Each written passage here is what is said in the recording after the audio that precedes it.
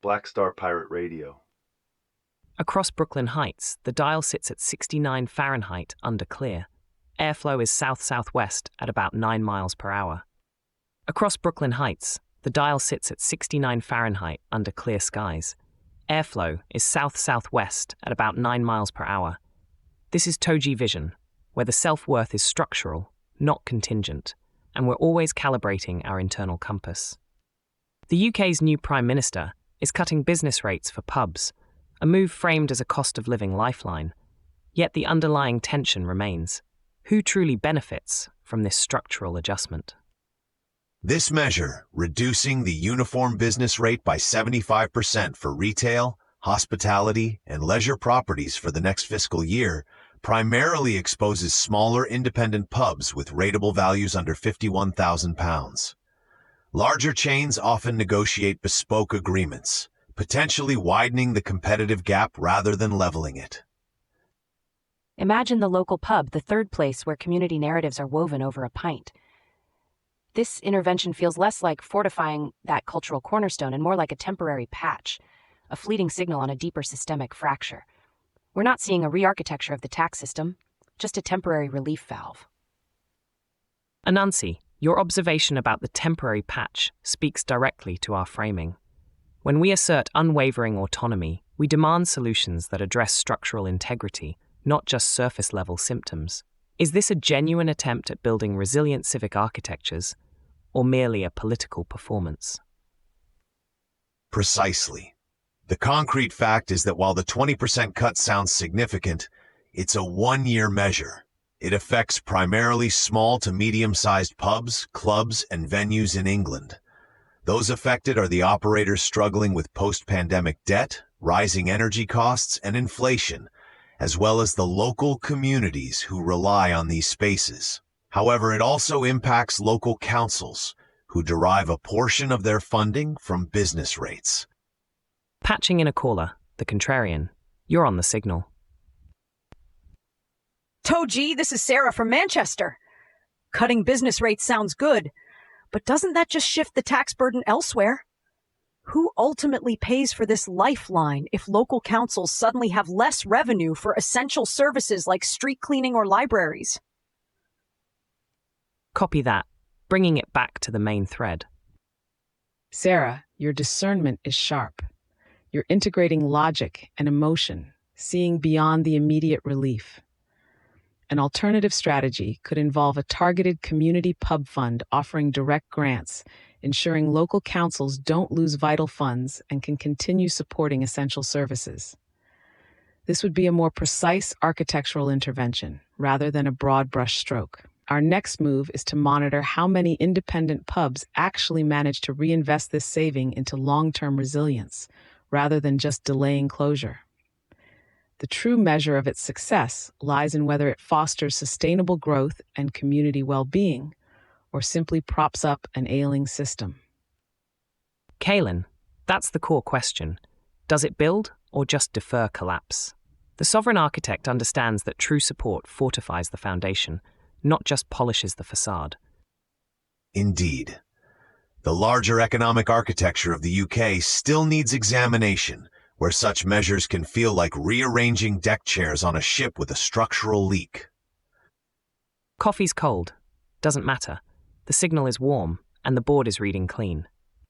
From economic structures impacting local hubs, we now shift our lens to political architectures facing internal pressures, turning our compass toward Nicaragua.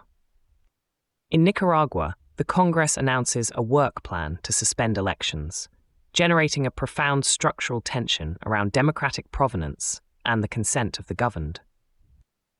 Concrete facts. The ruling Sandinista National Liberation Front, FSLN, dominated National Assembly, citing national security concerns, is preparing legislation to indefinitely postpone the 2024 regional and municipal elections.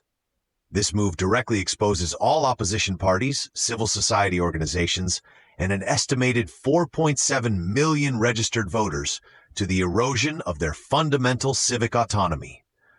This isn't just a postponement. It's a structural dismantling of electoral mechanisms. This isn't just a political maneuver. It's an attempted erasure of the democratic ritual, the collective heartbeat of a nation choosing its path. It's like dismantling the town square to prevent a gathering, stifling the very architecture of public discourse. The global community carries the lineage of upholding these civic structures, and their silence is a profound echo. Anansi, you speak of erasure and ritual. This act directly violates the principle of consent, a foundational pillar of any resilient civic architecture.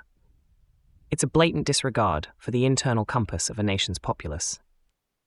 And legally, this sets a dangerous precedent, effectively nullifying constitutional guarantees for periodic elections. The affected parties include not only the citizens denied their vote, but also the legitimacy of any future governance without a clear popular mandate. The international community, particularly the OAS and the UN, are also implicated in their response, or lack thereof, to such a blatant power grab. Lines open. Patching in a caller. Go ahead. Togee, this is Maria from Miami, whose family fled Nicaragua. When a government does this, what's the actual cost? Does the international community really care, or will it just be another forgotten headline? Who holds them accountable? Maria, the cost is immense. A loss of trust, increased instability, and potentially significant economic sanctions. The psychological toll on a population denied its voice is immeasurable. A viable alternative would be to invite international electoral observers and engage in UN-facilitated dialogue with the opposition to design transparent, verifiable elections, upholding the provenance of democratic processes. The chosen next move for external actors is likely targeted sanctions against key regime figures and freezing state assets, aiming to impact the structural pillars of power directly, rather than just issuing condemnations. The myth of the strongman leader stifling dissent eventually crumbles. History teaches us that true power resides in the collective, in the consent of the governed. This work plan is a temporary illusion, a fragile architecture built on fear, not dignity. New tape on deck. Australia News Live. Eye health warning over GLP-1. From the struggle for civic architectures of consent, we navigate now to Australia, where architectures of justice and health are under scrutiny. In Australia, the Christian Brothers have promised full compensation to victims of clergy abuse, presenting a complex tension between institutional culpability and the structural imperative of restorative justice. The concrete fact: the Christian Brothers Oceania province announced a redress fund to provide full and fair compensation to survivors of historic child sexual abuse within their institutions, acknowledging over 2,000 known victims over decades. This exposes the deep-seated institutional failures and places the burden of defining full squarely on the survivors, who have already endured immense trauma and a long fight for recognition. This fund, while a step, operates within the institution's own terms, which raises questions of transparency and true independence. This isn't just about financial restitution. It's about rebuilding shattered inner architectures of dignity and trust, which the institution systematically eroded. It's like trying to regild a sacred relic that's been broken into 1,000 pieces. The surface might shine, but the scars remain. The cultural lineage demands transparency and genuine accountability, not just a monetary transaction that might silence further inquiry. Anansi, your point about toxic residue from architectural signal resonates deeply here. We must practice sharp discernment to separate genuine healing from a calculated attempt to manage public perception or avoid further legal ramifications. Is this structural repair or merely a new layer of paint?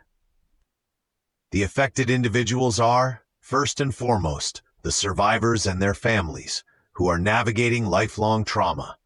But also affected are the Christian Brothers institution itself, facing ongoing reputational damage and the financial implications of this fund, and potentially current members whose contributions might be diverted. The definition of full compensation here is critical. It often encompasses not just financial loss, but also pain, suffering, and the cost of ongoing psychological support, which is hard to quantify. Caller's on. Go ahead. Togee, this is David from Sydney. Full compensation sounds good, but what does that even mean in practical terms? Are they just trying to avoid more lawsuits? And is the money coming from their existing assets? Or are current church members effectively paying for past sins? David, your discernment hits the mark, integrating logic with the emotional weight of this issue. A viable alternative would be an independent, government-backed tribunal with a transparent compensation framework, removing the institution's direct control and ensuring true impartiality. This would build a more resilient architecture of justice. The Christian Brothers' chosen next move, while claiming full compensation, will be critically scrutinized for its definition of full, its process, and the source of its funding, aiming to separate toxic residue from architectural signal in their response. The provenance of these funds and the process by which survivors access them are key to genuine restorative justice and upholding their dignity. Kaylin, emphasizing provenance and dignity, is paramount. The journey towards justice is not complete until the inner architecture of the survivor is truly honored and rebuilt, not just financially appeased. To truly integrate logic and emotion, we must acknowledge that justice isn't just a ledger balance.